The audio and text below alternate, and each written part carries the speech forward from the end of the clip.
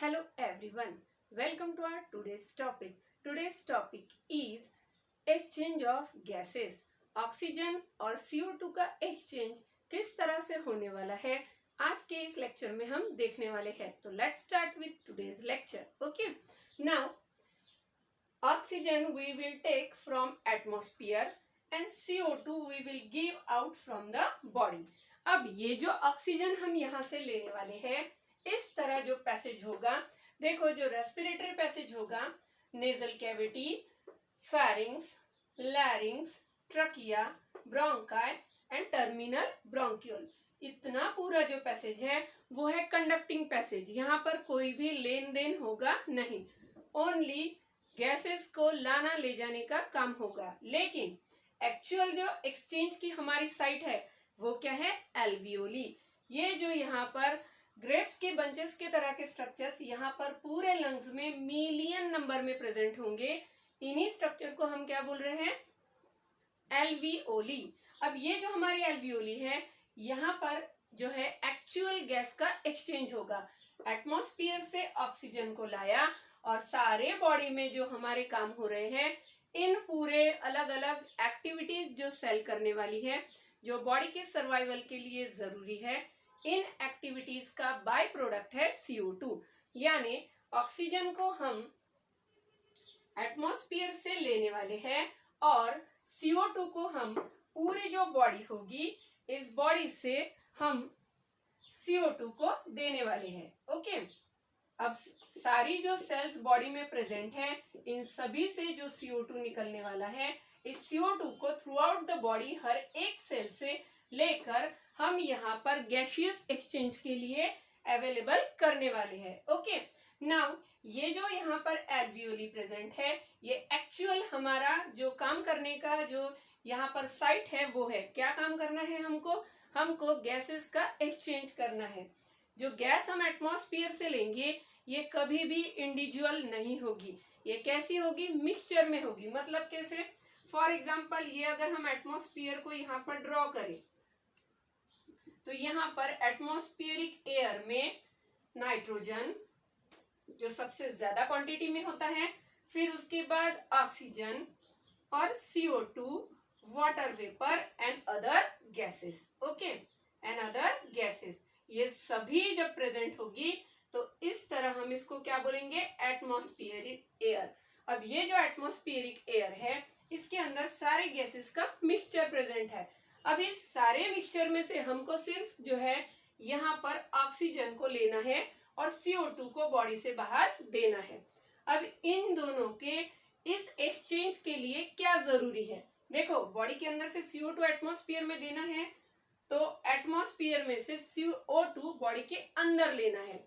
अब ये जो इन और आउट का प्रोसेस होगा, इन और आउट का प्रोसेस करने के लिए जो यहाँ पर हम मैकेनिज्म यूज करेंगे, वो किसके बेसिस पे होगा? That is on the solubility of gases and partial pressures. अब पार्शियल प्रेशर क्या है? पार्शियल प्रेशर मतलब क्या? जो पार्शियल प्रेशर है, इसका अगर हम डेफिनेशन लिखें तो कैसी बनेगी? प्रेशर एक्सर्टेड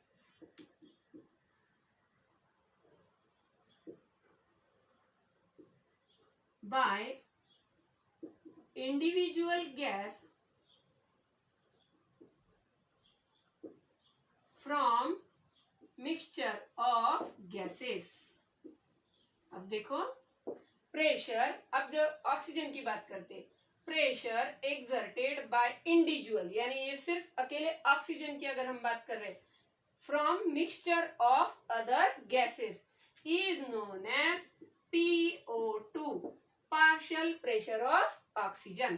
अब अगर हम CO2 की बात करें, pressure exerted by individual CO2 gas from mixture of other gases known as PCO2. अब हम पार्शियल प्रेशर को डिनोट करने के लिए क्या वर्ड यूज कर रहे हैं? यहाँ पर P अल्फाबेट का यूज कर रहे हैं.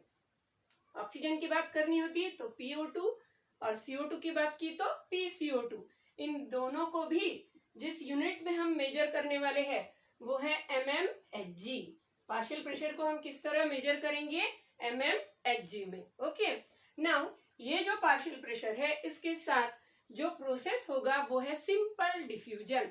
सिंपल डिफ्यूजन के मैकेनिज्म से ये गैस एक्सचेंज हो जाएगी। अब सिंपल डिफ्यूजन क्या है? When a substance move from high concentration to low concentration, such a type of movement is known as simple diffusion. अब अगर हम यहाँ पर एग्जाम्पल के लिए इस तरह दो सेल्स को ड्रॉ कर कर मैं आपको दिखा रही हूं। देखो यहां पर कॉन्सेंट्रेशन है बहुत ज्यादा, यानी कि हाई कॉन्सेंट्रेशन, ओके। यहां पर है लो कॉन्सेंट्रेशन, ओके। जब ये हाई से कोई सब्सटेंस लो की तरफ जाएगा तो इस तरह के प्रोसेस को बोलते हैं nothing but simple diffusion, okay. Now partial pressure and simple diffusion help us to exchange the gas। ये जो partial pressure की अभी हमने बात की और ये जो diffusion की बात करी, तो ये हमको क्या मदद करेगा? ये हमको gaseous exchange में मदद करेगा। अब जो ऑक्सीजन का कंटेंट है, ऑक्सीजन का कंटेंट एटमॉस्फेयर में कैसा होगा? Near about it is 20.84%। और अगर हम CO2 की बात करें तो एटमॉस्फेयर में कितना है? 0.04%। अब जो ऑक्सीजन एटमॉस्फेयर में प्रेजेंट है इसका परसेंट यहाँ बहुत ज्यादा है एज कंपेयर टू यहाँ पर, यानी कि हमारे बॉडी के अंदर। तो इस तरह ये मूव कैसा होगा? From high concentration to low concentration, okay. तो इसको हमने क्या बोल दिया? Simple diffusion. सेम बात करते हैं CO2 की। CO2 का परसेंट एटमॉस्फेयर में बहुत कम है लेकिन बॉडी के अंदर बहुत ज्यादा है, ओके। तो अब CO2 कहाँ मूव हो जाएगा? अंदर से बाहर की तरफ, मतलब from inside of the body to outside the body. इस तरह की मूवमेंट कैसी हुई? फिर से हाई टू लो की तरफ मूवमेंट हुई। इसी मूवमेंट को हम क्या बोलेंगे? Simple diffusion. दो जो हमारे यहाँ पर जो इंपॉर्टेंट फैक्टर है वो है partial pressure and simple diffusion. इन दोनों से ही हम एक्सचेंज कर सकते हैं। अब हम देखेंगे ये जो एक्सचेंज हो रहा है ये किस तरह से होता है। अब बॉडी में जो एक्सचेंज का हमारा पार्ट है जिसको हमने बोला है एल्वियोली, यहाँ पर जो रेस्पिरेटरी मेम्ब्रेन होगी, रेस्पिरेटरी मेम्ब्रेन यानी कैसे? जैसे सपोज दिस इज वन,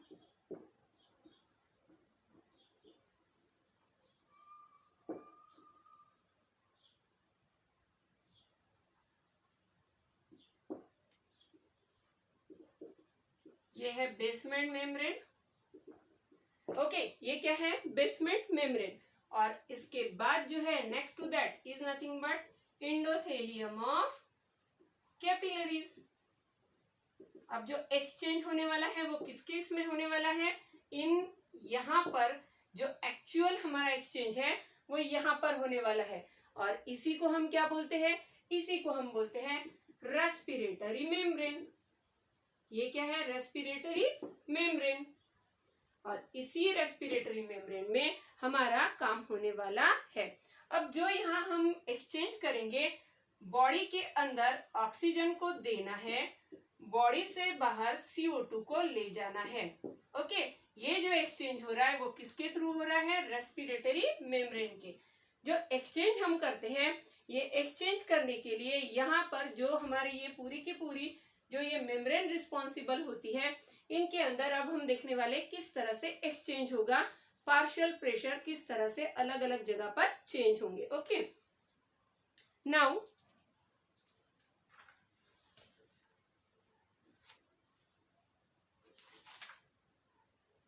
अब जो है देखो इसके बाद का जो है यहाँ पर आपको देखना है, सबसे पहले हम जिस गैस की बात कर रहे हैं वो है ऑक्सीजन की। हम ऑक्सीजन को देखने वाले हैं, ऑक्सीजन का किस तरह से एक्सचेंज होगा।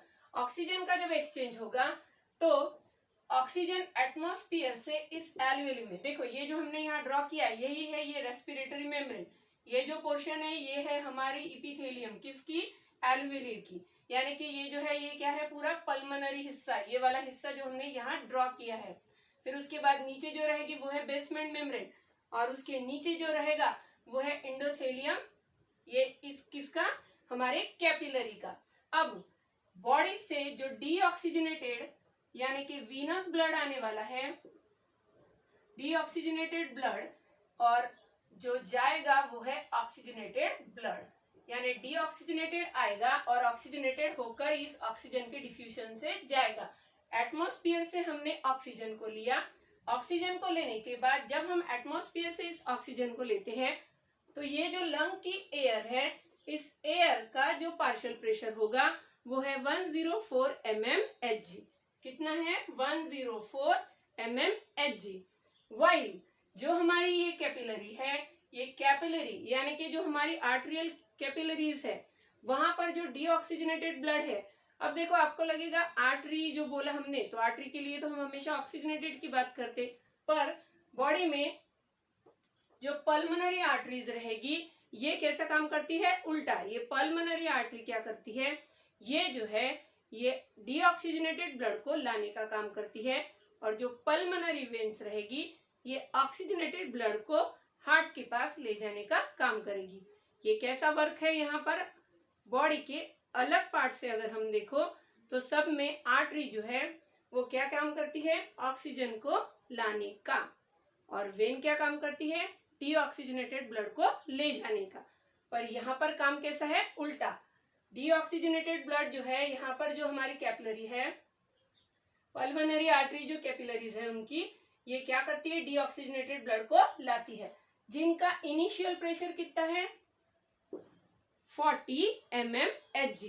अब आप देख सकते हैं ये 104 mmHg और ये 40 mmHg, कितना डिफरेंस हो गया, नियर अबाउट 64 mmHg का।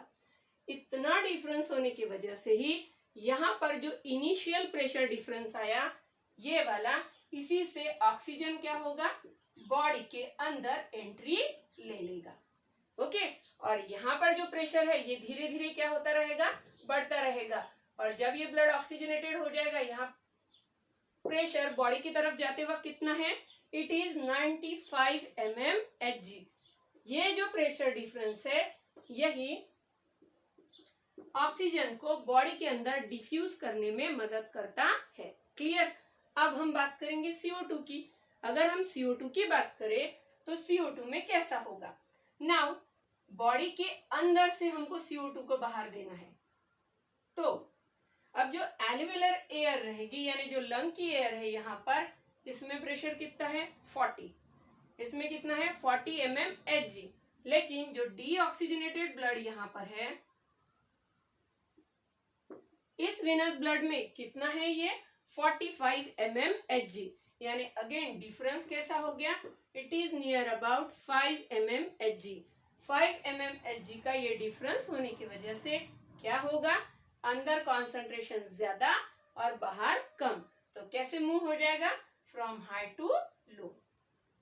कैसा मूव हो जाएगा, फ्रॉम हाई टू लो, इस तरह मूवमेंट होगी, और फिर से इस तरह 40 mm प्रेशर के साथ वो बॉडी के अंदर जो है, फिर से यहाँ जो बॉडी के अंदर से जो आया था, तो अब ये यहाँ से आगे फ्लो में चला जाएगा। ओके, हमने क्या किया, हमने इस प्रेशर चेंजेस के वजह से दोनों भी गैस का एक्सचेंज किया।